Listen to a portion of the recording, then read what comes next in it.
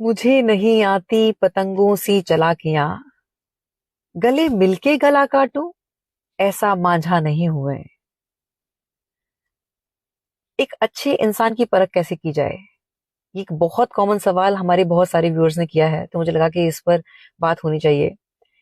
इस विषय में मेरा अपना व्यक्तिगत अनुभव ये है कि जिस व्यक्ति ने खट्टा और कड़वा खाया है, सही मायने में मिठास का आनंद वही ले सकता है। मैं बहुत ब्लेस्ड हूं कि मुझे बहुत तरह के अनुभव हुए हैं, कड़वे, खट्टे, मीठे, और उसने ही मुझे इंसानों की परख दी है। और मेरी अपना जो अनुभव है वो 5 तरीके से है कि इंसान की परख कैसे की जाए। सबसे पहला है, अगर हम किसी रिश्ते में इन्वेस्ट करना चाह रहे हैं तो पहले उस व्यक्ति को बोलने का पर्याप्त मौका दें। जब व्यक्ति बोल रहा होता है तो बहुत कुछ उसके कोर बिलीव्स समझ में आते हैं, उसकी अपब्रिंगिंग समझ में आती है। उससे आप ये पूछें कि उसने अपनी लाइफ में कैसे डिसीजंस लिए हैं। तो जब वो लाइफ में क्या डिसीजंस लिए हैं तो उससे ये पता चलता है कि इंसान का एक माइंडसेट क्या है। और इसी तरह से अगर उसका कोई रिश्ता टूटा तो वो उस रिश्ते के बारे में कैसा भाव रखता है, उसने उस कॉन्फ्लिक्ट को कैसे रिजॉल्व किया, आज अगर वो व्यक्ति उसके सामने आता है तो वो उसको कैसे ट्रीट करता है। ये सब कुछ तय करता है कि जब ईश्वर ना करे फ्यूचर में अगर हमारा संबंध उससे कहीं कुछ ऊपर नीचे हुआ तो वो सेम वैसे ही ट्रीट करेगा जैसे उसने अपने पास्ट के रिलेशनशिप्स में किया है। तो इसीलिए उसको मौका दें और उसे सुने, ऑब्जर्व करें। दूसरा, ये नोटिस करें कि वो व्यक्ति किन बातों पे हंसता है।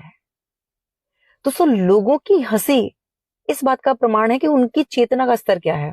अब आप ये सोचें कि जो बेजुबान मासूमों के साथ इस तरह का व्यवहार कर रहा है, जिन्होंने उसका निर्दोष ने कुछ नहीं बिगाड़ा, तो जब हमसे कोई रिश्ते में गलती होगी तो वो हमारे साथ कैसे व्यवहार करेगा। जिस व्यक्ति को किसी को दर्द दे के हंसी आ रही है, तो क्या वो हमारे इमोशंस की वैल्यू करेगा?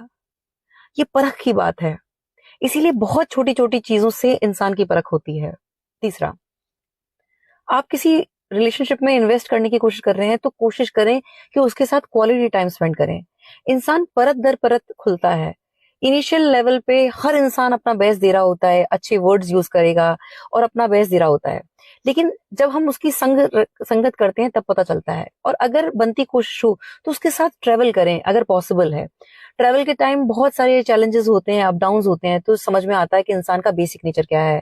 वो टोल पर किस तरह से रिएक्ट करता है, वो ट्रैफिक में किस तरह से करता है, अगर कोई रास्ते में गाड़ी खराब हो गई तो वो कितना शॉर्ट टेम्पर्ड है, या उस कॉन्फ्लिक्ट को, सिचुएशन को वो कैसे हैंडल करता है, जो वहां के होटल के जो स्टाफ है उनके साथ कैसे ट्रीट करता है। आप ये देखें कि बहुत सारे जो मजबूत दोस्तियां होती हैं वो अक्सर ट्रैवल के बाद टूटी हैं। और कई बार दोस्ती प्यार में तब्दील होती है ट्रैवल के बाद, क्योंकि उसमें एक बहुत पर्याप्त अच्छा टाइम होता है इंसान को समझने का, उसे ऑब्जर्व करने का। तो अगर कोशिश, अगर पॉसिबल है तो ट्रैवल करें या फिर क्वालिटी टाइम जरूर स्पेंड करें। चौथा है, ये नोटिस करें कि किसी व्यक्ति की गैर मौजूदगी में जो इंसान आपके साथ बैठा हुआ है वो क्या बात करता है। कई लोगों की आदत होती है कि लोगों के चरित्र के बारे में बुरा कहते हैं, उनकी परिवार की महिलाओं के बारे में बुरा करते हैं, या कुछ छोटे मोटे कोई कॉन्फ्लिक्ट्स हो गए तो वो उनके सीक्रेट्स रिवील करने लगते हैं। कई लोग स्क्रीनशॉट्स दिखा रहे होते हैं और ये दिखाते हैं कि यार वो जो स्पेसिफिक पर्सन है, कोई खास व्यक्ति है, तो वो ये दिखाते हैं कि यार मेरी तो उससे इतनी अच्छी बॉन्डिंग है, देखो मेरी उस पर चैट पे क्या बात हुई है।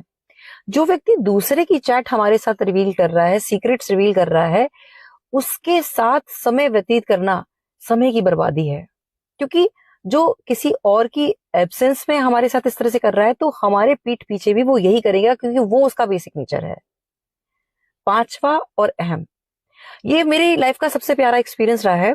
इसमें आप ये नोटिस करें कि जो व्यक्ति स्पिरिचुअलिटी में आगे बढ़ रहा होता है, जो एकांत से जुड़ता है, जो मेडिटेशन कर रहा है, ध्यान से जुड़ा हुआ है, उसकी इंट्यूटिव पावर बहुत स्ट्रांग हो जाती है।